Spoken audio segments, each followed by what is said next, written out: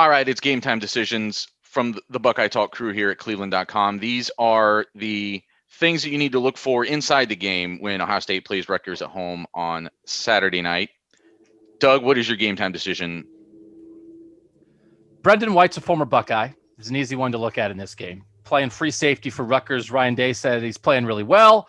Was asked about that on Thursday, sort of that departure. Was it on good terms? It was on good terms. And Brendan White winds up at Rutgers playing with his former defensive coordinator at Ohio State, Greg Schiano. I'm just curious if Brendan White, and Brendan White might be the best player on Rutgers defense. It'll just be interesting if Brendan White looks good. How will he look compared to Marcus Hooker and Josh Proctor playing deep safety for Ohio State? Because we know how people work. Brendan White was the MVP of the defensive MVP of the Rose Bowl at the end of the 2018 season. And if for some reason he looks like the best safety in this game, then I just wonder if Ohio State fans will be like, oh, I can't believe we lost that guy. He could be starting for us right now. He could be the key to this defense. So I don't know that Marcus Hooker and or Josh Proctor are going to get much of a chance to show that. I think the starting Rutgers quarterback, Noah Vedral, threw for 169 yards in week 1 and 130 in week 2. And I don't know that their running backs are going to be getting to the third level. So I don't know if Marcus Hooker and Josh Proctor will have a chance to flash, but I'm just very curious to see how well does Brendan White play? Does he show up? Because guess who tests safeties? Justin Fields. How does he show up? How does he look? And how do Ohio State fans react to it?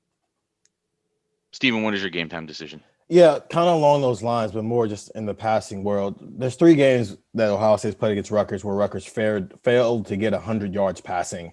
And coming off of what Penn State was able to do last week, obviously having a more talented wide receiver core, what Jahan Dotson was able to do at times, there's going to be other people when they get to the playoff who can do that. Rutgers is not one of those teams who can do that. I'm interested to see if this secondary can come out and kind of prove a point a little bit and tell everybody to relax by holding Rutgers under 100 yards. Through those 6 games, it's 116. And as you already pointed out with Rutgers' passing stats this year, can the secondary, we've all been telling fans to relax with the secondary. They'll be okay, especially Sean Wade. I'm interested to see if the secondary wants to come out and say that as well by holding a team under 100 yards passing. The other reason I think people maybe should calm down a little bit on the secondary is the pass rush has been even better than I think we expected it to be through 2 games. They have 8 sacks through 2 games. That takes some pressure off of those guys. My game time decision, Doug, you mentioned on your outrageous predictions, you think Master T goes for a career high in rushing yards. I'm actually kind of going the other way. You want them to get Master Teague started, and I feel like he got started in the game against Penn State. I feel like he's running downhill. I thought you saw kind of the motor that he wanted. Ryan Day was talking on Thursday about how, this is the back that Master Teague is. I think they need to get Trey Sermon going. I think they want that second option. I don't know that has to be a split, but I think they want more from him when they go to him. So I think Trey Sermon should get more carries than Master Teague on Saturday. I don't think they need Master Teague to grind out long drives the way they did in the second half against Penn State. I think, and there was about a 10 carry separation. I think it was 24-14, something like that in their carries against Penn State. I think that should maybe almost flip. Master Teague will probably still start. Master Teague will still get a good workload, but I think Trey Sermon needs to get more carries to try to get something sparked, get something going with him. Because now if you add him in as a better second option, it takes some of the pressure off Master Teague and it gives teams something else to worry about. That makes sense.